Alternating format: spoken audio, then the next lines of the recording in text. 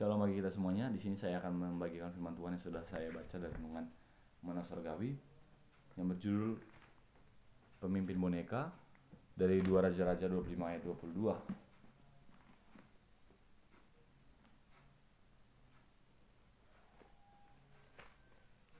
Dua Raja-Raja 25 ayat 22. Di sini seminggu bersama Gedalia bin Ahikam, salah satu tokoh Alkitab, teman-teman. Jadi kita akan mempelajari bagaimana Gedalia bin Ahikam.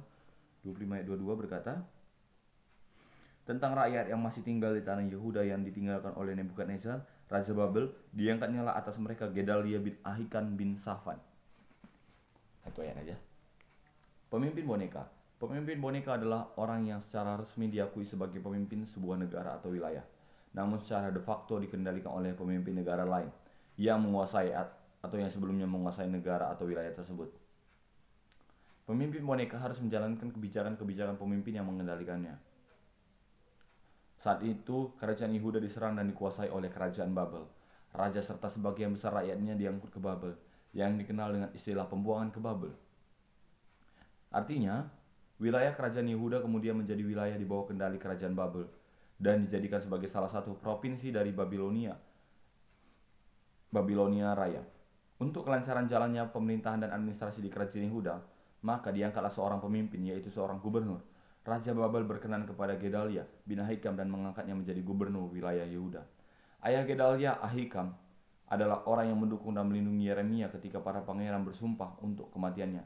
Besar kemungkinan bahwa ditunjuknya Gedalia bin Ahikam menjadi gubernur adalah atas saran Yeremia, yang berarti menyingkirkan saingan beratnya yang yaitu orang-orang Kasdim, yang mana orang-orang Kasdim adalah orang-orang yang paling berpengaruh di istana Nebukadnezar. Namun, tetap saja Gedalia bin Ahikam adalah seorang pemimpin boneka, dan yang mengendalikannya adalah Raja Nebukadnezar. Pada umumnya, orang memandang pemimpin boneka secara negatif. Biasanya rakyat kurang begitu percaya kepada pemimpin boneka. Mereka lebih sering curiga, jangan-jangan semua akan diserahkan kepada Raja Babel.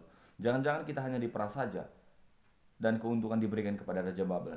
Demikian kira-kira pendapat rakyat. Namun, pertanyaannya adalah, kalau tidak ada pemimpin, apa bisa menjadi lebih baik? Bukankah Gedalia bin Ahikam adalah orang baik, sekalipun kemudian menjadi pemimpin boneka? Matthew Henry menjelaskan Raja Babel mengangkat Gedalia, salah satu dari mereka, untuk menjadi gubernur dan pelindung mereka yang di bawahnya. Orang yang sangat baik, dan orang yang akan melakukan yang terbaik. Artinya, sekalipun Gedalia bin Ahikam adalah pemimpin boneka, tetapi dia itu orang baik, yang pasti akan berbuat yang terbaik bagi kepentingan rakyat yang dipimpinnya. Intinya, keberadaan Gedalia bin Ahikam sebagai pemimpin boneka di wilayah Yehuda tetap merupakan sesuatu yang menguntungkan bagi rakyat Yehuda yang ditinggal oleh Nebukadnezar, tidak diangkut ke Babel. Ada baiknya kita melihat seseorang bukan dari status atau posisinya, tetapi dari pribadinya. Kalau dia orang baik, bukankah kita harus menerimanya? Di sisi lain, apapun status atau posisi kita, jadilah orang baik yang senantiasa menunjukkan kebaikan. Sebab kita bisa menjadi berkat bagi sama dengan perbuatan kita, bukan dengan status atau posisi kita. Doa. Bapa, apapun status atau posisi yang kau izinkan aku tempati, mampukan aku untuk tak menjadi berkat bagi sama melalui perbuatanku. Dalam nama Tuhan Yesus, amin. Dari perbuatan baik kita lah orang lain akan merasakan berkat, bukan dari status atau posisi kita. Mari teman-teman, apakah teman-teman seorang mahasiswa, seorang pelajar? Mari, nggak harus kita dulu jadi jabatan ini dulu kita baru dihargai, tidak. Tapi di saat ini posisi kita.